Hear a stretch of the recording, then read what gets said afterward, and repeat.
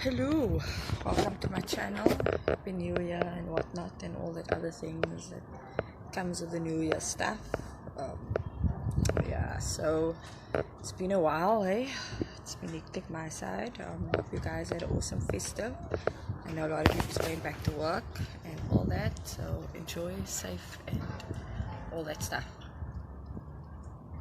Anyways, let me get straight to my point here.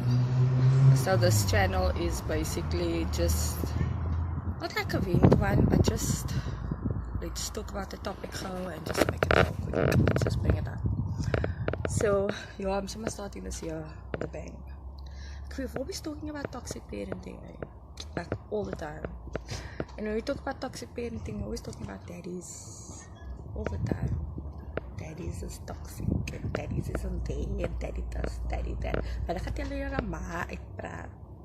Wanneer gaat julle ma uitpraat? When are you gonna call out your mommy for being toxic or liquid? Because there's a shitload of toxicity that happens and we're not even unaware of it. But like there's a lot of branches, if I want to put it that way. Tell man, my hair looks like shit. I haven't been able to do my hair, my nails, my nothing. Anyway, so there's a lot of like branches to toxic parenting, right? And the one that I want to bring up is, say like a bunch of kids and there's one apple in that tree that is a cuck apple. It's a rotten apple that just fucks with everything all the time. And the apple just doesn't want to come right, and then the mommy just gives in and gives in and gives in and just, do you realize as a parent how you're fucking up the rest of your kids by just giving in all the time?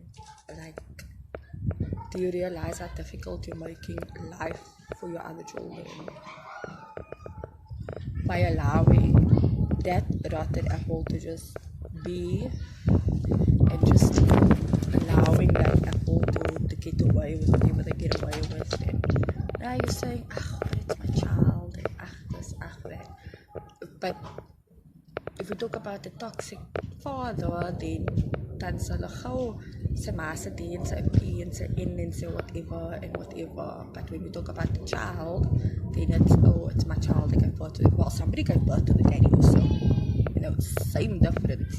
Exactly, no difference, no change in that. So I don't understand the concept of how you can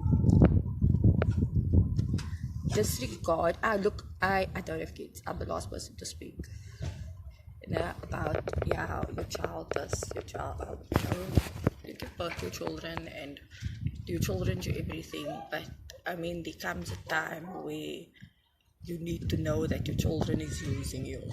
And there comes a time if your child is using you, you need to draw the fucking line.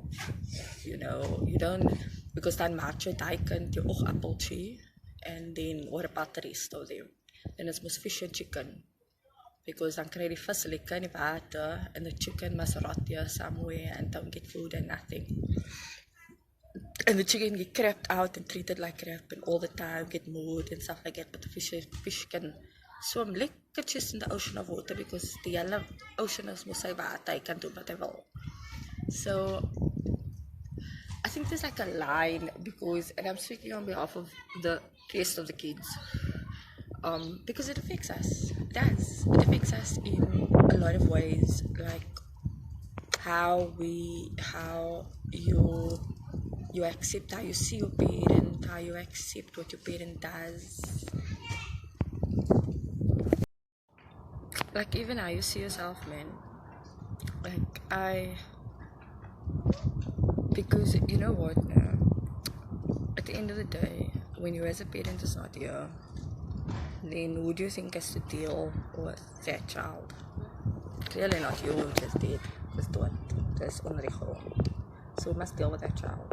We must deal with the fact that that child was coddled their entire life by you and by both the parents or by whoever, the family, and blah blah. Like, you don't, obviously the child will go to the next best thing, which is the next sibling, and they'd expect the same from that sibling because said sibling was raised to I look after you, and nah man, it don't work like that. This is the 21st century. Don't stop doing that. If the apple is rotten, find a way to either don't throw it away. Find a way to fix it, my bro. Like find a way to inject it with something that's gonna not make it rotten anymore. That's my point. Inject it with something that's not gonna make it rotten anymore. And so that the rest of the trees don't rot, the rest of the apples don't rot too. Because at the end of the day, that's what happens. One apple rots, and then it just passes down. You know, there's a saying that goes, if you put a banana in a rotten banana or rotten fruit in a bowl of fresh fruit, and if you're raising a rotten fruit and it rots the rest of the fruit, then what exactly are you raising? Like, what about the rest of them?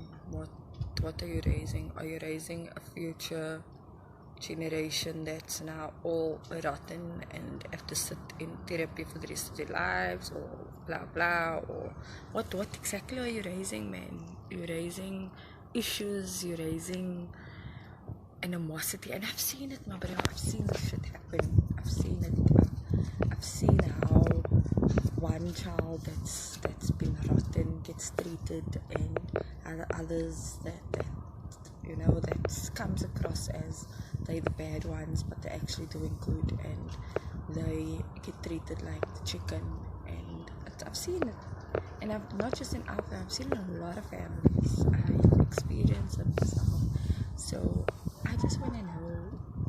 So basically, this is toxic parenting, raising toxic children, right? And you're enabling your child. So you're enabling a toxic child, and you're enabling a toxic child to go out into this world.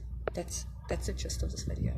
You're enabling a toxic child to go out in this world and raise children in their future. And that line is going to continue because that is all that they know. So yeah, that's it. That's all I wanted to say. Don't forget to subscribe, please share, like, comment, do what you will.